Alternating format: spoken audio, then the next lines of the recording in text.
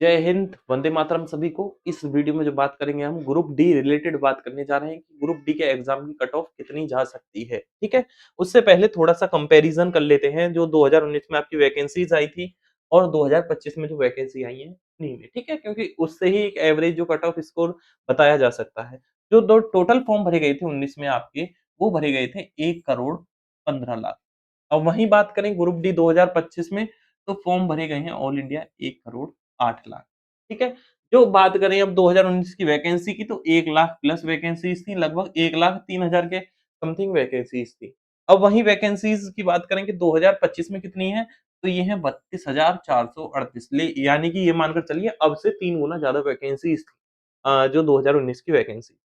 अब बात करते हैं अटेंडेंस कितनी रही थी, एग्ज़ाम की अटेंडेंस परसेंट रही थी आपकी 30 से 35%, यानी कि सीधा-सीधा 35 से 40 लाख परसेंट लोगों ने एग्ज़ाम दिया था। 35 से 37 लाख लोगों ने एग्ज़ाम दिया था।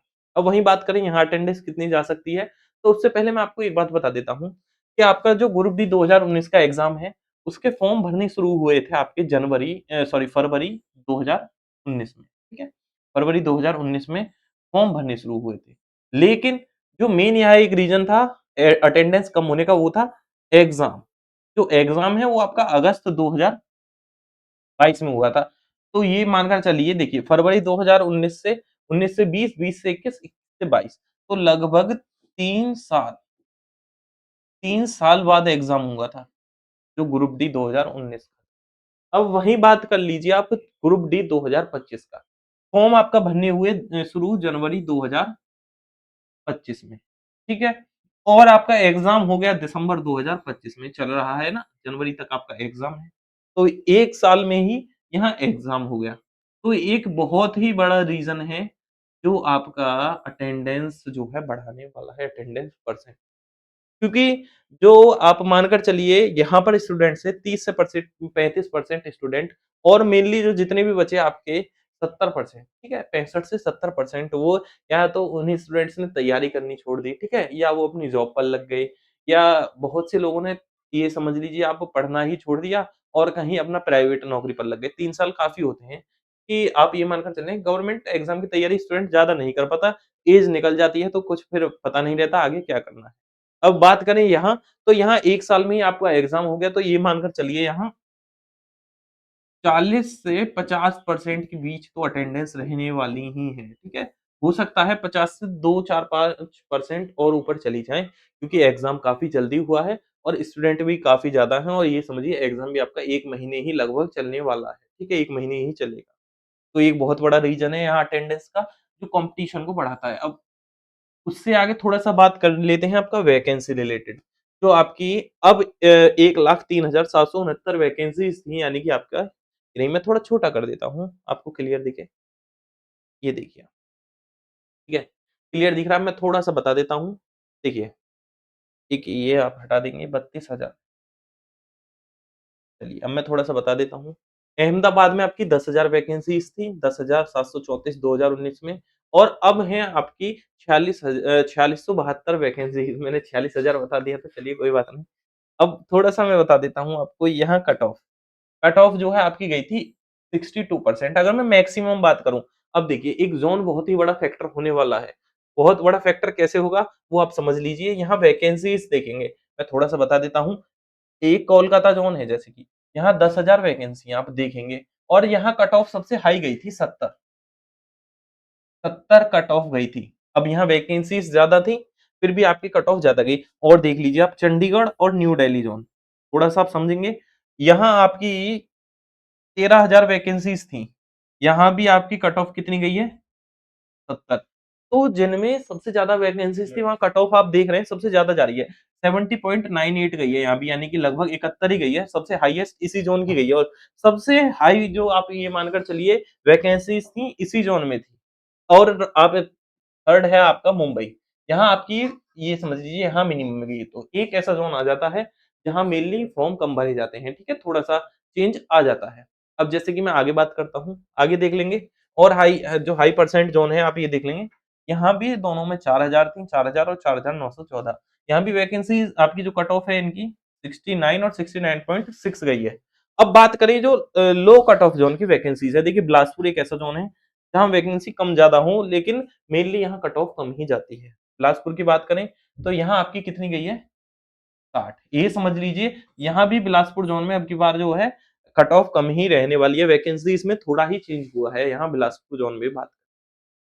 आगे बात कर लेते हैं गुवाहाटी ज़ोन में, जैसे कि ये रहा, यहाँ 2894 वैकेंसीज़ थी, ठीक है? अब की बार है 2048 वैकेंसी, यानी कि यहाँ कट ऑफ कितनी गई है? यहाँ गई है 7, ठीक है? ये कुछ ऐसे ज़ोन हैं जहाँ कट ऑफ कम रहती है, एक तो गुवाहाटी ज़ोन हो गया आपका और एक बिलासपुर ज़ोन हो गया, ठीक है? और बात करते हैं जैसे कि चेन्नई।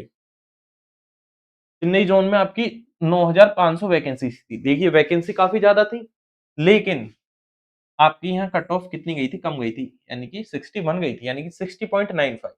और वहीं बात करें अब की बार है 2694। ये समझ लीजिए अब की बार कट ऑफ तो बढ़ने वाली है इस स्कोर से, ठीक है? ये है स्कोर पे नहीं रहने वाली, क्योंकि लास्ट ईयर मैंने आपको कंपेयर करके बताया था कितना चेंज आया था, तो इस बार ये समझ लीजिए ये बढ़कर ही रहेगी। अगर मैं बात करूँ एक ओवरऑल यूआर कैटेगरी की, कितना प्लस सेफ स्कोर होना चाहिए?